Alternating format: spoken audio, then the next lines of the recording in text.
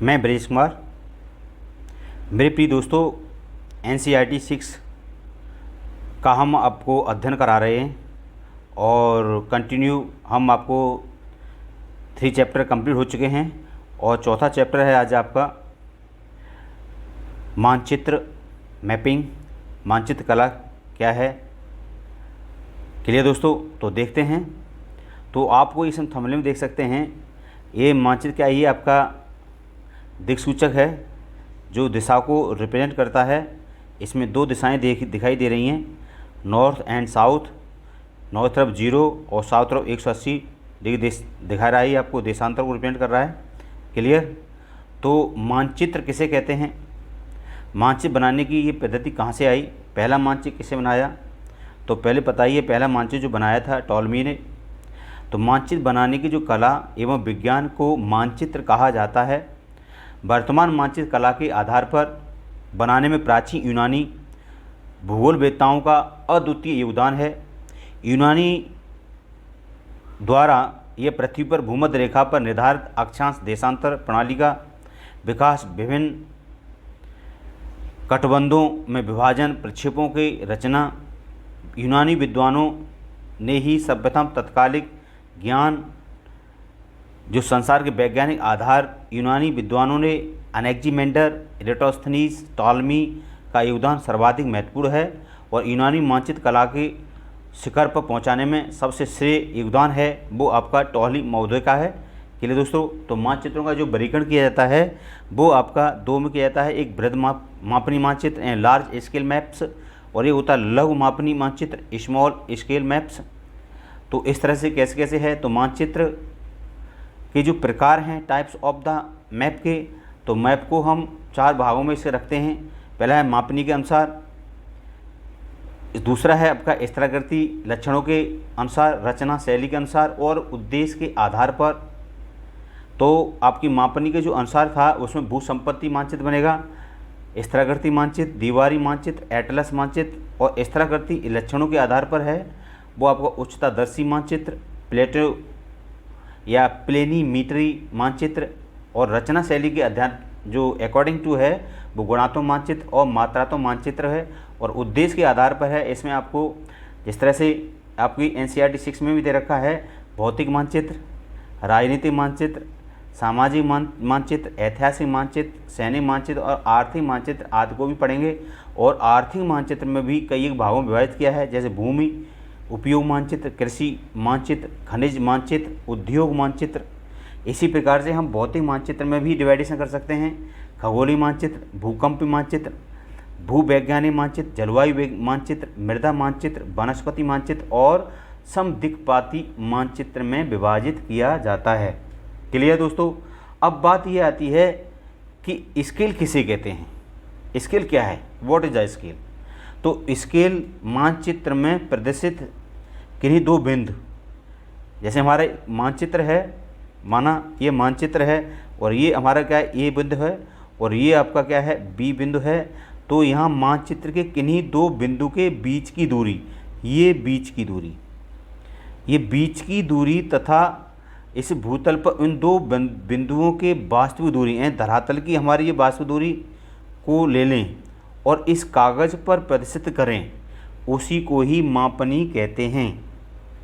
Clear? समझ में आ गया? फिर रिपीट करता हूँ, यानी कि मानचित्र, आप मानचित्र पर 2 पॉइंट लें, हमने एक माना और ये आपका बी पॉइंट है, और इस 2 बिंदुओं के बीच की दूरी, इन दोनों बिंदुओं के बीच की दूरी जो है आपकी ये वाली बीच की दूरी, क्लियर? और भूपटल पर उन 2 बिंदुओं के बीच की दूरी, माना हमारा एक भूपटल ए और 2, इसके बीच की जो दूरी है ये वाली दूरी है, इसको जो रिप्रेजेंट यानी कागज़ पर जो हम प्रदर्शित करते हैं, वास्तविक दूरी को प्रदर्शित करते हैं या हम प्रदर्शित करते हैं, इसी को ही मानचित्र या स्केल कहलाते हैं। साथ ही क्लियर हो गया होगा? तो इसमें इसकी जो विधियां हैं वो 3 विधियां हैं। क्लियर दोस्तों? अभी टॉपिक पर चलते हैं। 3 विधियां हैं। मानो एक विधि है जो कथन विधि है, इसे कहते हैं स्टेटमेंट मेथड। एक होता है RF निकालते हैं मेथड में, और एक आता है ग्राफिकल्स मेथड होते हैं, उसे निकालते हैं। तो 1 इंच जो रिप्रेजेंट करता है 1 मील को और 1 सेंटीमीटर रिप्रेजेंट करता है 1 किलोमीटर को। ये आपको RF ध्यान रखना है, ठीक है ना। अब 1 मील में कितने इंच होते हैं, तो 1 मील में 63,360 इंच होते हैं और 1 इंच में जो आपके जो मिलेंगे वो 63,360 मील। अर्थात आप समझ सकते हैं कि यहाँ पर आपका 1 मील है, मान 1 मील बराबर आपका है 63360 इंच, ये है आपका इंच। क्लियर। तो इस तरह से तो यहाँ पर क्या है, आपको इसे ध्यान रखना है। अगर हम मील में देखें तो 50.78 हो जाता है। ये आपकी क्या है, एक मापनी है। क्लियर। तो यहाँ पर हम कंपैरेटिव प्लेन आधार पर क्या है, हम इस मापनी को रिप्रेजेंट करते हैं। ये तो आपको अच्छी तरह से पता ही है। क्लियर। तो यहाँ अपने जो NCERT में है आपको देख सकते हैं, इसमें दे रखा है, देखते हैं। तो ये आपका टॉपिक यहाँ से स्टार्ट होता है। तो ये स्टार्ट तो पहले हो चुका है, मैंने आपको सारी बात बता दी। स्केल क्या है, इसके कितने प्रकार के होते हैं, इसके सारे चीज़ बता दी है। तो यहाँ पर ये आप स्किप कर सकते हैं। अब इसको देख सकते हैं भौतिक मानचित्र। भौतिक मानचित्र मैंने अभी बताया था, भौतिक मानचित्र के भी क्या है, कई फैक्टर्स होते हैं। हम इस भौतिक मानचित्र में भी पर्वत, पठार, मैदान और नदियाँ, महासागर आदि को भी रिप्रेजेंट किया जाता है। जैसे खगोलीय मानचित्र है, भूकंपीय मानचित्र है, भूवैज्ञानिक मानचित्र है, जलवायु मानचित्र है, मृदा मानचित्र है, वनस्पति मानचित्र है, समदिक्पात मानचित्र है। Clear friends. इस तरह से हम इसको भी रिप्रेजेंट कर सकते हैं आसानी से। आपका ये कंसेप्ट क्लियर हो गया होगा, मुझे आशा है। अब देखते हैं राजनीतिक मानचित्र। राजनीतिक मानचित्र से तात्पर्य यह है कि जो राज्यों, नगरों, शहरों, गांव और विश्व के विभिन्न देशों और राज्यों तथा उनकी सीमाओं को दर्शाने वाले मानचित्र को राजनीतिक मानचित्र भी कहा जाता है। जो हमारी सीमा है, बाउंड्री हैं, चाहे आपकी स्टेट बाउंड्री हो या फॉरेन बाउंड्री हो, उसको भी हम क्या है, आसानी से रिप्रेजेंट कर सकते हैं। क्लियर। तो इस तरह से ये सारी चीज़ें हैं, तो आपको विशेष करके इसमें ध्यान रखना है। अब बात आए थीमेटिक मानचित्र क्या है। तो कुछ मानचित्र ऐसे विशेष जानकारियाँ प्रदान करते हैं, जैसे हम सड़क मानचित्र, रोड मैपिंग करें, रोड मैप कैसे करें, वर्षा मानचित्र है, रेनिंग मैपिंग कैसे करें, फॉरेस्ट को कैसे, वाइल्ड को कैसे शो करें, इंडस्ट्री को कैसे शो करें। तो इसको वितरण और दर्शाने वाले मानचित्र इत्यादि आदि प्रकार के जो मानचित्र हैं उसे थीमेटिक मानचित्र कहा जाता है। तो इसमें वर्षा को, वन को, उद्योग को, सड़कों आदि को रिप्रेजेंट करते हैं। So that is called off the thematic map. इस मानचित्र में दी गई सूचनाओं के आधार पर उनका जो आपका नामांकन किया जाता है, उसे मानचित्र 3 घटक हैं। कौन से, एक तो दूरी को, डिस्टेंस को, एक दिशा को, डायरेक्शन को, एक प्रतीक है, आपके कोई रूट चिन्ह है, उसको रिप्रेजेंट करते हैं। क्लियर।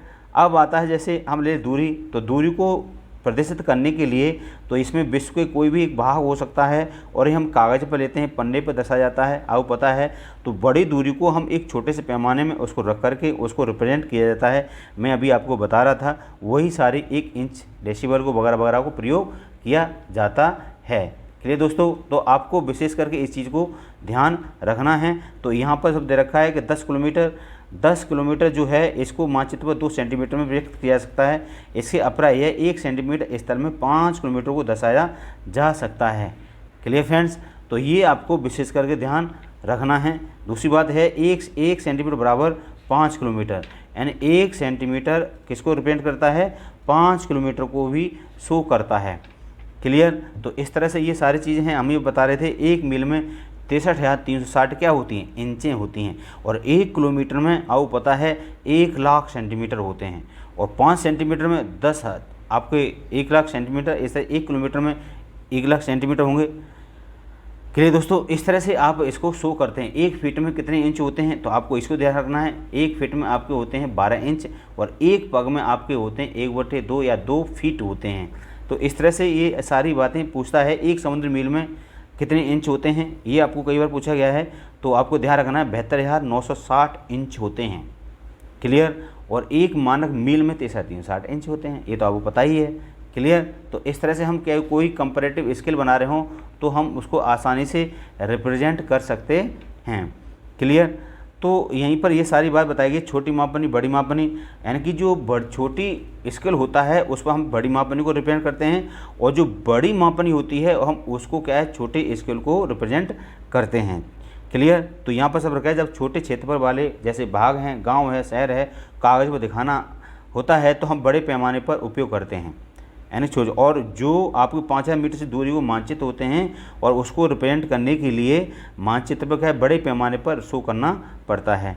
क्लियर। तो आप इस तरह से यहाँ पर ये चीज़ देख सकते हैं। और ये देखो एक छोटी सी बच्ची हंसते हुए मुस्कुराते हुए ये सारी शो कर रही है, और इसमें अल्फ़ाबेट को बताया है। आप लोग इसको ऑब्जर्वेशन करना, थोड़ा सा वीडियो को स्टॉप करना और फिर उसके बाद वॉच करना, तो इससे काफ़ी चीज़ आपको सीखने को मिलेगी। यही आपका ऑब्जर्वेशन है। Clear friends. अब देखते हैं नेक्स्ट। अब ये सारे क्या हैं, आपको ये शो किया गया है। जैसे पीओ है, पोस्ट को कैसे शो करेंगे, बी दुकानें कैसे रिप्रेजेंट करेंगे, विकास घर है उसको शो कैसे करेंगे, कुआं है कुआं कैसे शो किया जाता है, शीला घर है, करीम का घर है, ऐसे कैसे दिखाया जाएगा, CDE वगैरह वगैरह।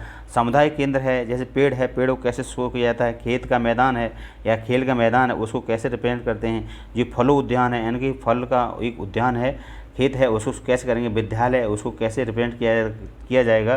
तो इस तरह से ये सारी चीज़ें हैं। तो आप यहाँ पर ये देख सकते हैं, यहाँ पर एक डायरेक्शन दिखाया है आपको, नॉर्थ वेस्ट और ईस्ट साउथ वगैरह वगैरह इसको शो कर रहा है। तो इसमें आपका उत्तर पश्चिम, उत्तर पूर्व और दक्षिण पूर्व और दक्षिण पश्चिम को रिप्रेजेंट करती है। दिक् सूचक है, दिक् सूचक हमेशा 2 दिशाओं को शो करता है, हमेशा नॉर्थ तरफ से क्या है डायरेक्शन रिप्रेजेंट करता है। दिशा जो है अधिकतम मानचित्र पर ऊपर दाहिनी तरफ तीर का निशान बना होता है, जिसके ऊपर अक्षर जो उत्तर लिखा होता है और तीर के जो नीचे जो होता है वो वहाँ पर क्या है दक्षिण लिखा होता है। क्लियर। ये प्रधान दिग बिंदु होता है, उसको हम रिप्रेजेंट करते हैं। जैसे उत्तर पूर्व, दक्षिण पूर्व, इसमें दक्षिण पश्चिम, उत्तर पश्चिम, इसे हम शॉर्ट में कह सकते हैं। ये सब लिखा है, आप लोग देख सकते हैं। तो इस तरह से ये सारी बातें हैं। तो इस दिक्सूचक क्या है, इसको दिशा को रिप्रेजेंट करें। प्रतीक क्या है, ऐसे आपके जो रूट चिन्ह होते हैं, यह किसी भी मानचित्र पर तीसरा यह प्रमुख घटक है। तो पहला दूरी हो गया, फिर आपका दिशा आता है और फिर आपके प्रतीक चिन्ह आता है। ठीक है ना। तो इसमें कह रहा है ये सारे मानचित्र तीसरा प्रमुख घटक है, जिससे किसी भी मानचित्र पर वास्तविक आकार एवं प्रकार में विभिन्न आकृतियाँ जैसे भवनों, सड़कों, पुलों, वृक्षों, रेल की पटरियों, कुओं को दिखाना संभव नहीं होता है। इसलिए ये वे निश्चित अक्षरों और क्या कहते हैं छायाओं और रेखाओं, रंगों, चित्रों और इसका उपयोग किया जाता है। ये प्रतीक कम स्थानों पर अधिक जानकारी प्रदान करते हैं। इन प्रतीकों में इस्तेमाल के द्वारा मानचित्र को आसानी से खींचा जा सकता है तथा इनका जो अध्ययन करना आसान होता है। अगर आप एक मानचित्र को भूगोल जो भाषा को नहीं जानते तो आप भी इसको दिशाओं को देख करके आप ज्ञात कर सकते हैं। तो मेरे प्रिय दोस्तों, आप देख सकते हैं रेलवे लाइन, बड़ी लाइन, मोटी मीटर लाइन, ये रेलवे स्टेशन कैसे रिप्रेजेंट किया जाता है। तो ये चिन्ह आपके बने हुए हैं, रेलवे स्टेशन RS। ठीक है। ये सारी ट्रेन इस वगैरह से ये आपका स्टेशन, और ये पटरी कैसे शो कर रही, सड़कें, कच्ची सड़क, पक्की सड़क, और कच्ची सड़क, पक्की सड़क है आपकी सी एरो खींच दी है, और कच्ची सड़क आपको डॉट डॉट करके रिप्रेजेंट किया गया है। ठीक है ना। तो ये बड़ी लाइन का देखो कैसे गेज है, छोटी जो मीटर लाइन है उसका गेज कैसे है, और रेलवे स्टेशन है उसका गेज कैसे दे रखा है आप देख सकते हैं। सड़कें हैं, पक्की सड़क, कच्ची सड़क को कैसे, पक्की सड़क को देखो एक लाइन खींचा गया है उसे रिप्रेजेंट किया गया है, और कच्ची सड़क है उसको डॉट डॉट करके शो किया गया है। सीमा है, अंतर्राज्य सीमा, राज्य सीमा है, और उसमें बताया गया है जैसे एक लाइन खींची है और उसमें पॉइंट लगाया है, लाइन खींची पॉइंट बनाया है, लगाया है। इस तरह से इससे क्या है थोड़ी सी और हल्की है और उससे भी हल्की एक रेखा बना करके इसको रिप्रेजेंट किया गया है। नदी है, कुआं है, तालाब है, नहर है, इस पुल है। नदी को आप इस तरह से शो करेंगे, कुआं को आप ब्लैक कर देंगे, तालाब को आप पॉइंट 5 दिखाएंगे, नहर है आपकी इस तरह से एक लाइन खींचेंगे उस नहर बना देंगे, और पुल आपका इस तरह से बनाया जाता है। तो काफ़ी इंपॉर्टेंट है। ये रूट चिन्ह है। आपको मंदिर देखा है, अपने मंदिर तो सेम आप देखा होगा, वो सेम ऐसे बना होता है। गिरजाघर आपको प्लस का निशान लगा होता है। मस्जिद है उस पर क्या है ऊपर से भी प्लस के निशान 3 लगे होते हैं, और इसके बाद छतरी हो इस तरह से बनी होती है। पोस्ट ऑफिस है, PO लिखा होता है। ठीक है। पोस्ट है केवल PTO, और इसमें पोस्ट ऑफिस के टेलीग्राम, रेलवे स्टेशन है, और पुलिस स्टेशन में PS लिखा होता है। बस्ती, तो इसे आपको दिखाई इधर बस्ती है इस तरह से रेड कलर में, और कब्रिस्तान आपको इस तरह से हाफ सर्किल दिखाई देगा। पेड़ हैं आपको ऐसे दिखाई देंगे ग्रीन, और घास भी आपकी छोटी छोटी घास दिखाई देती है। ठीक है, इस तरह से ये सारी चीज़ यहाँ रिप्रेजेंट की गई और यहाँ पर एक पूरा एक बना के रिप्रेजेंट किया गया है किस तरह से विद्यालय है, किस दिशा को दिखाई सो रहा है, यानी पूरे आपके रूट चिन्हों का यहाँ पर प्रयोग किया गया है। PS कहाँ पर है, PTO कहाँ पर है, ये रेलवे स्टेशन है, कहाँ क्या चीज़ कौन सी पटरी कहाँ पर जा रही है, ये सारा बनाएगा। प्रतीक का ही चिन्ह इसी को कहते हैं। रेखा चित्र एक आरेख है जो पैमाने पर आधारित ना होकर के ये आपका क्या है, याददाश्त और स्थानीय प्रक्षेपण के आधार पर कभी कभी किसी भी क्षेत्र के कच्चे माल आरेखण आवश्यकता होती है, एक स्थान से दूसरे स्थान पर आप सापेक्षिक दिखाने के लिए होती है। मान लीजिए कि आप अपने मित्र के घर जाना चाहते हैं लेकिन आपको रास्ते की जानकारी नहीं है, आपका मित्र अपने घर से रास्ता को बताने के लिए एक कच्चा आरेखण बना सकता है और इस प्रकार से आप बता सकता है कि ये रेखा चित्र है और ये मानचित्र है, आपको रिप्रेजेंट कर लेंगे और आप पहुंच जाएंगे।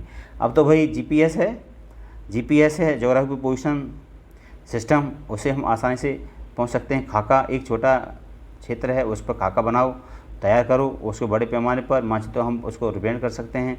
और इसमें हम सभी कभी कभी जानना चाहते हैं कि किसी कमरे में लंबाई, चौड़ाई और उसकी ऊंचाई वगैरह कैसे है, इसको शो किया जाता है। आपके अभ्यास के लिए सबसे इम्पोर्टेंट ये अभ्यास ही है, अभ्यास करें। मानचित्र 3 घटकों से अभी हमने बताया था आपका था इसमें एक तो थी आपकी दिशा थी, दूरी थी और प्रतीक चिन्ह था। तो दूरी को रिप्रेजेंट कैसे करते हैं, डायरेक्शन को कैसे रिप्रेजेंट करेगा और रूट चिन्ह को कैसे रिप्रेजेंट किया जाता है। ग्लोब पर मानचित्र सहायता होती है, ग्लोब पर अपेक्षा मानचित्र अधिक सहायता होती है। कैसे बनाते हैं ये आपको मैपिंग करके देखना होगा। मानचित्र खाका के बीच अंतर क्या है, भाई खाका हम पहले बना लेंगे, उसके बाद हम मानचित्र बनाएंगे। ठीक है, डॉट डॉट बनाएंगे, कच्चा काम करते हैं, उसके बाद हम फिर उसको पक्की कर लेते हैं तो हमारा एक क्लियर हो जाता है कि मानचित्र हमारा क्लियर बना हुआ है। ठीक है, साफ़ सुथरा है।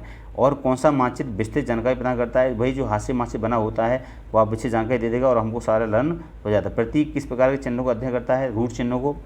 तो ये आपके टिक क्वेश्चन हैं, आपके 4 हैं शायद, तो देखते हैं। तो ये लिखा है वृक्षों के वितरण को दिखाने के लिए मानचित्र प्रयोग किया जाता है, भौतिक, राजनीतिक, थीमेटिक। कौन सा होता है, थीमेटिक, यानी थीमेटिक को हम उसमें दिखा सकते हैं। नीला रंग इस्तेमाल दिखाने किसको होता है, मैदानों को, पर्वतों को और जलाशयों को देखा प्रयोग होता है।